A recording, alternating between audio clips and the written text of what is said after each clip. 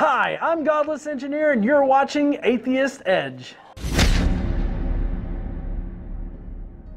How to identify a false religion. Now this is really cool because we've actually got a bunch of points here, and they definitely ring true to how they claimed in my old church to identify a false religion. So what we're going to do is we're going to go through this one by one, and we're going to try and assess what a garden variety Christian, Protestant, say maybe Catholic as well would fit into this, how they actually stack up with this how to identify a false religion. So its deity never appears in person. So this one, we have stories of the Christian God appearing in person, but we don't actually have him appearing in person at any point to any person currently living. So we're going to mark this as a fail. Now, they'll try and argue that, well, no, we've got a personal God. He appeared in front of Paul. He appeared in front of the multitude after Jesus resurrected. He appeared in front of Moses. He appeared in front of Jacob and wrestled with him. Like they'll claim all these accounts of God actually manifesting in front of people or Jesus as, well, no, he appears in person. So they're stories, they're claims. No, check, fail. Next one. Its claims are unverifiable. So they'll try to claim that, well, it's verified for Christianity because we've got the Bible, we've got the New Testament, we've got the Old Testament, we've got the Gospels, we've got the letters of Paul. They'll look to things like the evidence for the historical Jesus. They'll claim that all of this is evidence that the claims of the Bible are true. The problem is the closest they get to any claims being verifiable is that they are the mundane claims. So the claim that there was a man and his name was Jesus, that's mundane. The claim that there was a man, his name was Jesus, he died and he rose again, that's unverifiable. We get the stories about that, but we can't verify that because that's a very difficult thing to verify, particularly when you're just talking about an oral tradition that's passed down for decades before it even gets put down to and written. So, no, fail. No documented physical evidence. Physical evidence documented. The Bible's not going to cut it for this one. And then when you go looking outside of the Bible, all you really get is references to Christianity itself. And like we said as well, like there's actually an absence of evidence, physical evidence, when we look at things like the Israelites being slaves in Egypt. Like we actually expect evidence there, we don't see it. So I'm gonna have to say this is marked no. Praying to its deity has no measurable real-world effect. Well, the Christian God, there's studies of intercessory prayer actually having a negative impact on health outcomes when patients are aware that there's intercessory prayer occurring, and no measurable impact when they're not aware. So, no, sorry. Rewards are promised for belief, punishments are threatened for unbelief. One thing in Christianity that they will try to say up front is that you don't have to do anything to be saved. All you have to do is believe. But the reality is that the act of belief or unbelief actually is tied to a punishment or a promise. So you either get the everlasting life or you get the everlasting damnation. Christianity will claim that this isn't the case, that it's all by grace, and so it's not about belief or unbelief.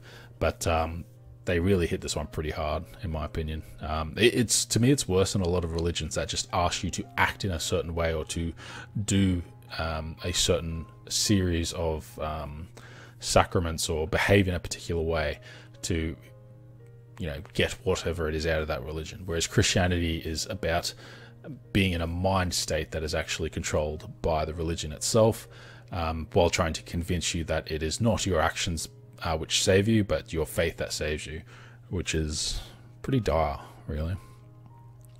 Regular groupthink meetings are held to reinforce the belief. When you go to church, you'll spend 5-10 minutes saying hello to everyone, 20 minutes, half an hour, maybe a little bit longer, singing repetitive songs at a particular cadence with a large group. Then someone will ask you for money and then someone will preach a message where they will ask, or not ask, but it's encouraged that you respond and you verbally indicate your faith, at least in some churches, I guess. And then there might be an altar call at the end where you feel guilty because of what's said, or you feel moved by the Spirit, which is just another word for guilty, and you'll go up the front with a bunch of other people and you'll reinforce each other's belief. Believers never ask critical questions. You shall not test the Lord your God. Christianity, the critical questions are short-circuited by things like God works in mysterious ways, don't test the Lord your God, and the absolute notion of the miraculous itself. So once you introduce the idea of a miraculous event being able to subvert the laws of causality or physics, then critical questions are kind of pointless, because it's like, well, God decided to do it, and God can do anything. So, hey, let's happy clappy and move on to the next sermon. Some things must be said, and there are times when silence becomes an accomplice to injustice.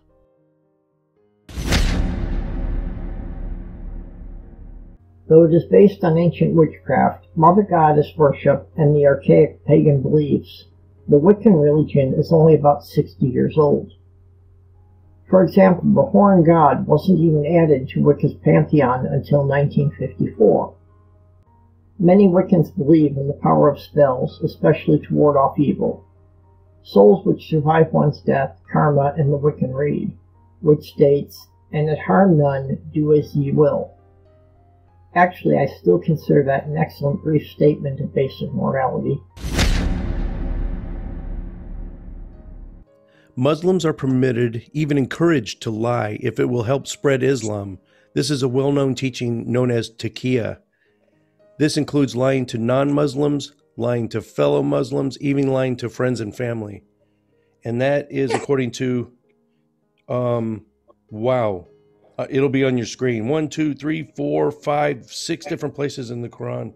Well, it's a well-established principle in Islam. So you've heard of taqiyya before? No, I mean, this is not my strong suit, but what that sounds like to me is I'm a lying sack of shit, but I'd like you to respect me for what I have to say. I mean, it's, my experience is when someone says, I'm going to fuck you, he's going to fuck you, we're all going to fuck you, you got to get fucked. But Carl, they're not saying I'm a liar, therefore, they're not telling the people they're talking to that they're lying. Taqiyya, it's but it's kind of in the book, isn't it? I mean, isn't this in the prep for true convo? Yeah. So yeah. But non-Muslims, this guy really needs to get himself a different PR company. Leave that part out. Non-Muslims are they expect non-Muslims to not to know taqiyya. It's not like it's a secret, but they don't advertise it. What's the other religion? Is it Mormonism? Where it's called lying for the Lord. It's like an actual established I've heard principle about that. Yeah, is it in Mormonism, or I forget which other one it is? Yeah, lying for the Lord. It's the same here, lying for Allah. So, but yeah, I mean, as long as it's furthering the goals of Islam, they can even lie to their friends, family members. It doesn't matter. Who would presumably know all about taqiyya?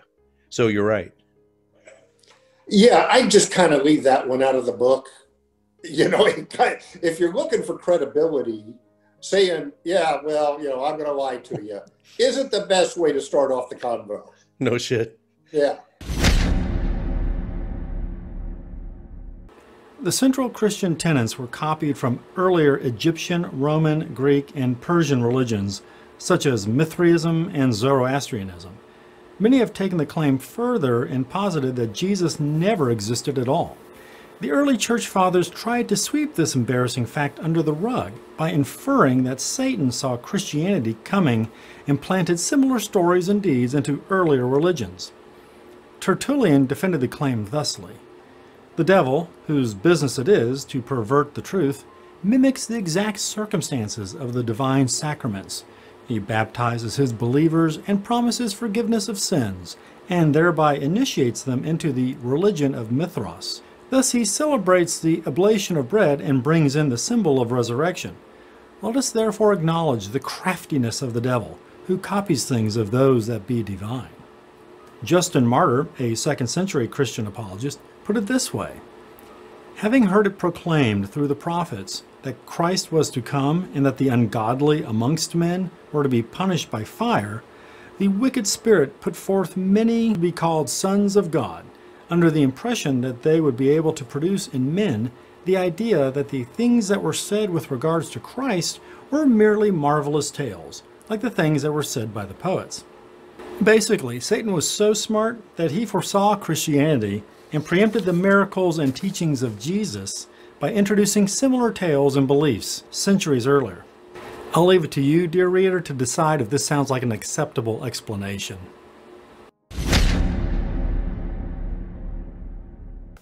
Sargon of Akkad ruled the Akkadian Empire around 2400 BCE.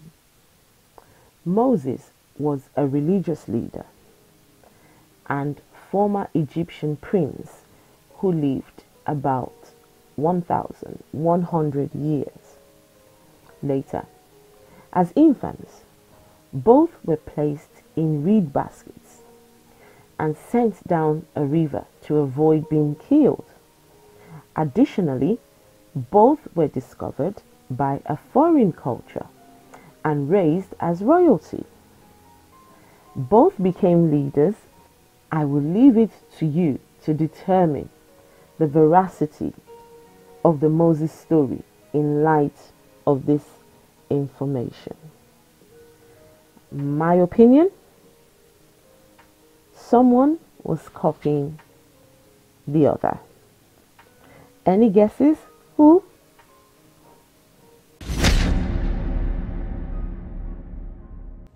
Religion has answers that may never be questioned, and science has questions that may never be answered.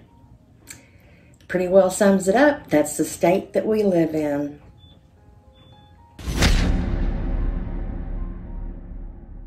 A man can sexually pleasure from a child as young as a baby. However, he should not penetrate. If he penetrates and the child is harmed, then he should be responsible for her sustenance all her life. This girl, however, would not count as one of his 4 permanent wives.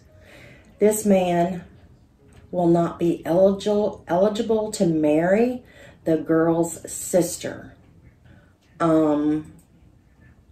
As a country, we should have specific and definite laws regarding the sexual abuse or abuse of any child.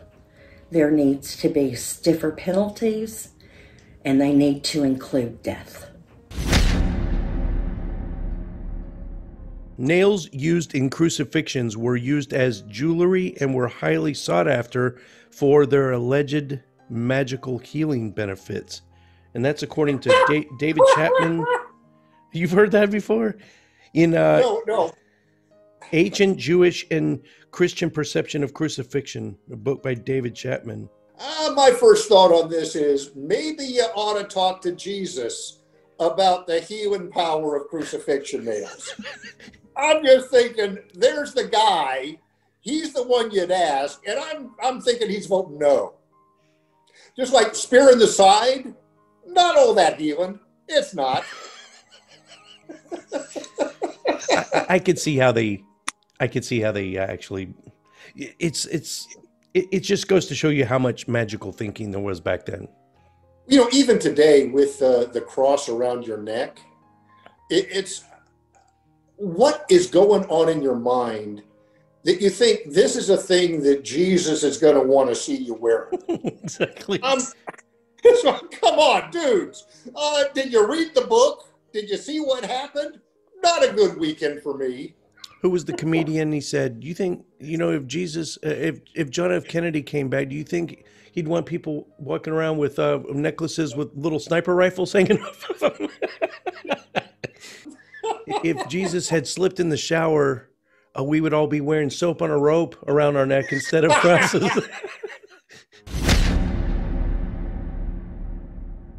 While at the home of his son Zaid, Muhammad accidentally saw his daughter-in-law Zainab naked. The revered prophet and founder of Islam then made several inappropriate sexual comments to Zainab, who of course told Zaid.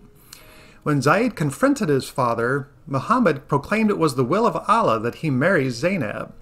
Zaid subsequently divorced Zainab so that his father could marry her, and Muhammad promptly did just that.